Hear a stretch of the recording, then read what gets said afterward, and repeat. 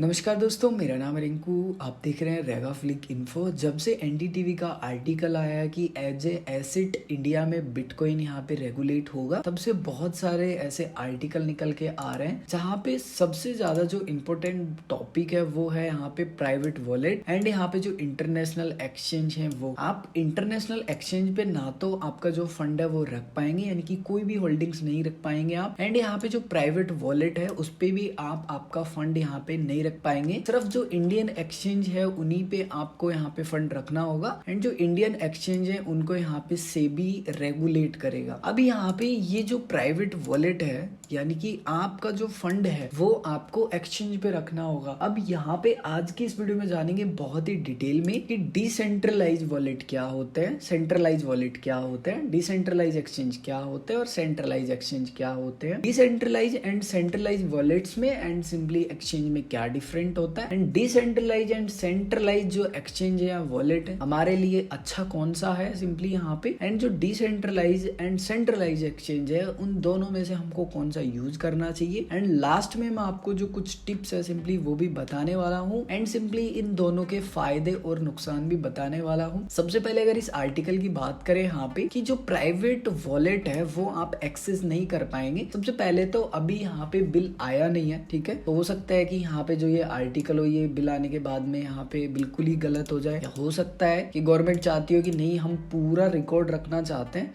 So private wallet में तो वो पॉसिबल है नहीं। सो यहाँ पे हो सकता है कि जो गवर्नमेंट है वो जितने भी इंडियन एक्सचेंज है उन्हीं को रेगुलेट करे या फिर जो आएंगे वो और जितने भी चल रहे हैं फिलहाल वो, ठीक है। अब यहाँ पे सबसे पहले जानते हैं सबसे बड़ा जो सवाल है वो कि यहाँ पे जो डिसेंट्रलाइज और सेंट्रलाइज जो एक्सचेंज होते हैं उनमें क्या डिफरेंट होता है। अब जानते हैं कि सेंट्रलाइज एंड डिसेंट्रलाइज दोनों में क्या डिफरेंट होता है। सेंट्रलाइज एक्सचेंज का पूरा कंट्रोल उस पर्सन के पास होता है जो क्रिएट करता है, जिसने एक्सचेंज बनाया है। जैसे बाइनेंस सीजेड का है, सीजेड जब चाहे मर्जी कि भाई अभी डिपॉजिट बंद कर दो, चलो ठीक है, अभी ना विड्रॉल भी बंद कर दो, ठीक है भाई मेरी ना इस बंदे से लड़ाई हो गया, झगड़ा हो गया, तुम ऐसा करो इसका अकाउंट बैन कर दो, ठीक है, बंद कर दो, इसको विड्रॉल मत देना, ठीक है, इसका डिपॉजिट भी बंद कर दो। मतलब जो सीजेड चाहे वो कर सकते हैं, मतलब पूरा कंट्रोल उनके पास है उनके एक्सचेंज का। एंड अगर गवर्नमेंट भी चाहे तो सिंपली वहां पे जो भी मतलब जो भी बाउंडेशन है वो लगा सकती है जो सेंट्रलाइज एक्सचेंज है उसमें, यानी कि उसको पूरी तरीके से यहाँ पे कंट्रोल किया जा सकता है। एक्सचेंज बहुत सारे यूजर्स का जो डिपॉजिट है वो रोक देते हैं, विड्रॉल रोक देते हैं, बहुत सारे ऐसे इश्यूज देखने के लिए मिलते हैं जो कि बहुत ही कॉमन से होते हैं सेंट्रलाइज एक्सचेंज में। अब बात करें यहाँ पे डिसेंट्रलाइज एक्सचेंज में, तो डिसेंट्रलाइज में पूरा अधिकार यूजर का होता है, यानी कि आपका होता है, आपको जो की मिलती है, की मतलब पैसा, वो जो की है सिर्फ वो आपके पास होती है। लेकिन यहाँ पे जो सेंट्रलाइज एक्सचेंज है उसमें ऐसा नहीं होता है, उसमें सारा पैसा एक्सचेंज के पास रहता है, बस आपका केवाईसी होता है, ईमेल आईडी से अकाउंट बना लेते हो एंड जो आप सिंपली वहां पे ट्रेडिंग करते हो वो एक्सेस कर पाते हो। बाकी जितना फंड है सिंपली वो एक्सचेंज के जो वॉलेट्स होते हैं उनमें होता है, सिर्फ आपको वहां पे नंबर्स दिखते हैं। वो आपका फंड जब तक नहीं है जब आप उसको कैश आउट नहीं कर लोगे। लेकिन यहाँ पे जो डिसेंट्रलाइज वॉलेट है उसमें आप ही का फंड है,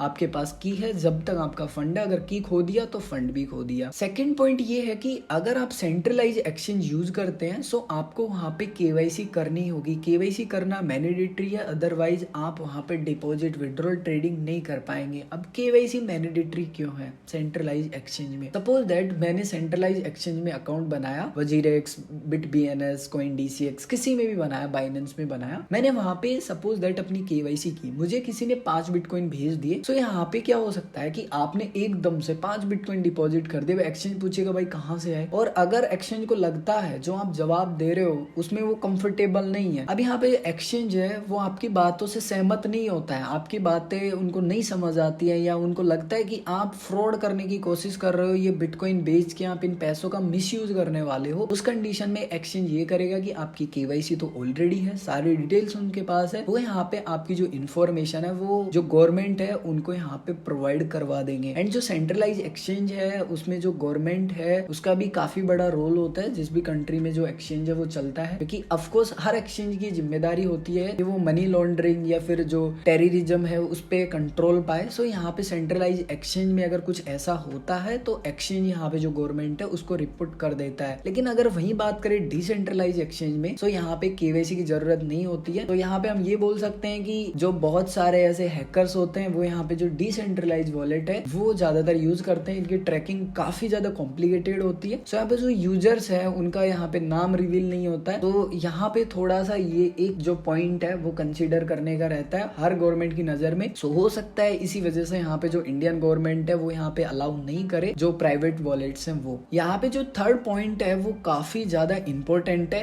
हैक होने का, एंड जो सर्वर डाउन है, मेंटेनेंस है वो जाने का। जस्ट आज ही सिंपली जो एक्सचेंज है वो हैक हुआ है, आप सभी को पता होगा, मैंने टेलीग्राम में अपडेट दी थी आप सभी को। जो बिटमार्ट एक्सचेंज है सिंपली वो हैक हो गया था। सो यहाँ पे जो सेंट्रलाइज एक्सचेंज है वो हैक होने के चांसेस बहुत ज्यादा होते हैं, और जो आपका फंड है सिंपली वो मतलब जीरो होने के चांसेस 100% बढ़ जाते हैं। वो बात अलग है कि जो एक्सचेंज है वो दयावान बन जाए और आपका जो फंड है वो आपको दे दे, बट सिंपली अगर आप सेंट्रलाइज एक्सचेंज पे ट्रेड कर रहे हैं तो मैं आपको लास्ट में टिप दूंगा कि आप सिंपली क्या कर सकते हैं आपके फंड को सिक्योर करने के लिए अपनी तरफ से, क्योंकि एक्सचेंज तो सिंपली अपनी तरफ से करते ही हैं, फिर भी जो सिक्योरिटीज होती है उनमें कुछ लूप होल हो जाते हैं तो हैक होने के चांसेस बढ़ जाते हैं। एंड जो सर्वर मेंटेनेंस है वो आप लोगों को पता है कि एक्सचेंज की क्या हालत होती है, मतलब एकदम अलग ही लेवल चलता है। लेकिन यहाँ पे जो डिसेंट्रलाइज एक्सचेंज है वहां पे ये चीजें न के बराबर होती है, मेंटेनेंस भी नहीं होता है एंड हैक होने के चांसेस भी बहुत कम रहते हैं। लेकिन यहाँ पे बात करें सेंट्रलाइज एक्सचेंज तो इजी टू यूज है, यानी कि कॉम्प्लिकेटेड नहीं होते हैं। एक नॉर्मल जो यूजर होता है जो नया आता है एकदम, वो भी उसको इजी तो नहीं बोलूंगा बट हाँ आराम से धीरे धीरे उसको सीख सकता है, आराम से समझ सकता है। लेकिन डिसेंट्रलाइज थोड़ा सा कॉम्प्लिकेटेड होता है। अब यहाँ पे जैसे कि मैं आपको ट्रस्ट वॉलेट बताता हूँ, सो यहाँ पे आप देखेंगे कि जो इसका इंटरफेस है वो बिल्कुल ही डिफरेंट। अब जो नया यूजर आएगा ना उसको समझ नहीं आएगा एक्चुअल में कि ये क्या है और इसको कैसे यूज करते हैं। बट जैसे मैंने अगेन कहा कि आप अगर सेंट्रलाइज एक्सचेंज सीख सकते हैं तो आप डिसेंट्रलाइज एक्सचेंज भी चलाना सीख सकते हैं, कोई बड़ी बात नहीं है। उसके बाद में जो नेक्स्ट पॉइंट है उसके बारे में बात करें तो यहाँ पे जो सेंट्रलाइज एक्सचेंज है वो काफी एडवांस होते हैं। यानी कि एडवांस का मतलब ये नहीं है कि वो चलने लगेंगे ऐसे ऑटोमेटिकली, क्या ऐसा नहीं। उनके जो फीचर्स होते हैं, जो टूल्स होते हैं वो कुछ आपको एक्स्ट्रा मिल जाते हैं। लेकिन यहाँ पे जो डिसेंट्रलाइज होते हैं उनमें आपको थोड़े जो फीचर्स हैं वो बेसिक टाइप मिलेंगे। उसके बाद में जो सेंट्रलाइज एक्सचेंज है उनमें लिक्विडिटी आपको अच्छी मिल जाती है, एंड डिसेंट्रलाइज में थोड़ा सा जो लिक्विडिटी प्रॉब्लम है वो भी आपको यहाँ पे देखने के लिए मिल जाता है। सिंपली अब आप कैसे चेक करेंगे कि जो एक्सचेंज है जो मैं यूज कर रहा हूँ वो सेंट्रलाइज है या फिर डिसेंट्रलाइज। आप चाहें तो यहाँ पे कॉइन मार्केट कैप पे भी आके यहाँ पे एक्सचेंज की लिस्ट में देख सकते हैं, या फिर जो कॉइन गीको है सिंपली आप उस पे भी आएंगे, एक्सचेंज पे आएंगे और यहाँ पे आप स्पॉट पे क्लिक करेंगे। जैसे आप यहाँ पे क्लिक करेंगे तो यहाँ पे लिखा मिल जाएगा कि ये सेंट्रलाइज है, और जो एक्सचेंज डिसेंट्रलाइज होगा उसके नीचे आपको यहाँ पे डिसेंट्रलाइज लिखा हुआ होगा। जैसे कि यहाँ पे मैं अब आपको ऐसे एक एक बताऊंगा तो बहुत सारे हैं।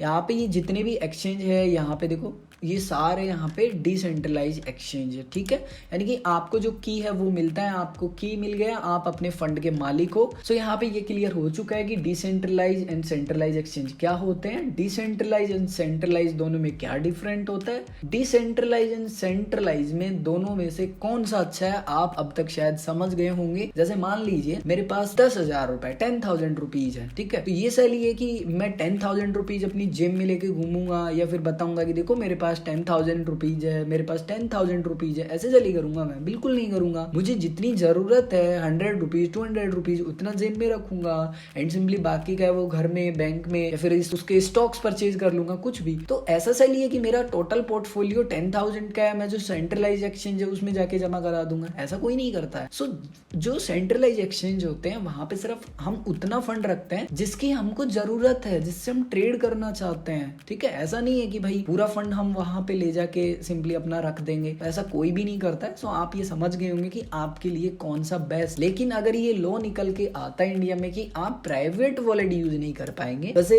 इन चीजों को बैन करना काफी कॉम्प्लिकेटेड है, बट गवर्नमेंट के लिए कुछ भी कॉम्प्लिकेटेड नहीं होता है, क्योंकि बैन करने के बाद अगर आप एक्सेस करते हैं वीपीएन से कुछ भी जुगाड़ लगा के, तो फिर आप जानते हो कि आपके साथ क्या हो सकता है। सो ये मतलब एक्स्ट्रा माइंड मत लगाना कि आप वीपीएन यूज कर रहे हो। एंड सिंपली आप ये भी जानना चाहते होंगे देखेंगे कि जो प्राइवेट वॉलेट्स हैं वो कौन कौन से हैं। सो मैं आपको जो बेस्ट प्राइवेट वॉलेट है वो बता रहा हूँ, सॉफ्टवेयर वॉलेट। यहाँ पे जो मेटा मास्क है उसको मैं यूज करता हूँ। आप देखेंगे यहाँ पे मैंने इसको एक्सटेंशन में भी ऐड कर रखा है। मेटा मास्क आप चाहें तो आपका जो क्रोम ब्राउजर है पीसी उसमें भी यहाँ पे इसको यूज कर सकते हैं, आईफोन में भी यूज कर सकते हैं और एंड्रॉइड में भी। सेम यहाँ पे ट्रस्ट वॉलेट है। ट्रस्ट वॉलेट एकदम नंबर 1 वॉलेट अगर मैं बताऊं तो एकदम जो नया यूजर होता है ना वो भी इसको बहुत ईजी समझ जाता है। आप इसको सिंपली आईफोन एंड एंड्रॉइड पे यूज कर सकते हैं, बट इसका कोई एक्सटेंशन नहीं है, सिर्फ आप मोबाइल में ही यूज कर सकते हैं। एंड इसका कोई हार्डवेयर वॉलेट भी नहीं है। हार्डवेयर वॉलेट क्या होता है थोड़ी देर में भी कवर करता हूँ। सेम सेपपाल है एंड सेम यहाँ पे लेजर है। यहाँ पे जो हार्डवेयर वॉलेट होता है वो एक तरीके से एक मशीन होती है, जैसे अपना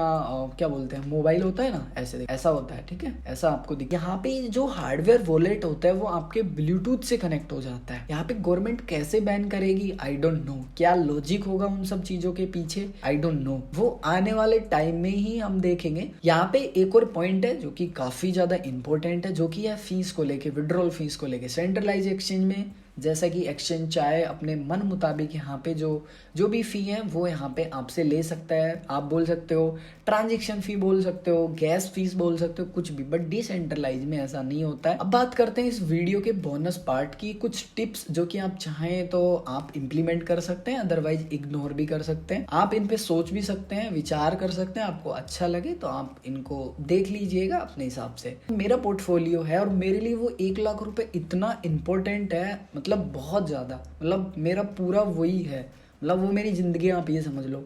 सो मैं उसको किस तरीके से मेंटेन कर सकता हूँ। मैं इतना भारी भरकम ये जो हार्डवेयर वॉलेट है वो यूज नहीं करना चाहता है। कल को गवर्नमेंट ऐसा लॉ ला देती है कि आप ये सब नहीं कर सकते हो, प्राइवेट वॉलेट यूज नहीं कर सकते हो। तो उस कंडीशन में हमको क्या करना चाहिए? उस कंडीशन में आप सिंपली ये कर सकते हैं, जो टॉप एक्सचेंज है, ठीक है, जो भी टॉप एक्सचेंज है, जैसे इंडिया में अब जो भी मान लीजिए इन आर्टिकल के हिसाब से अगर आते हैं कि सिर्फ जो इंडियन एक्सचेंज है हम वही यूज कर पाएंगे, इंटरनेशनल एक्सचेंज यहाँ पे यूज नहीं कर पाएंगे, प्राइवेट वॉलेट यूज नहीं कर पाएंगे, अगर ये सारी चीजें सच होती सो उस कंडीशन में तो हमारे पास एक ही रास्ता बचता है जो कि है इंडियन एक्सचेंज।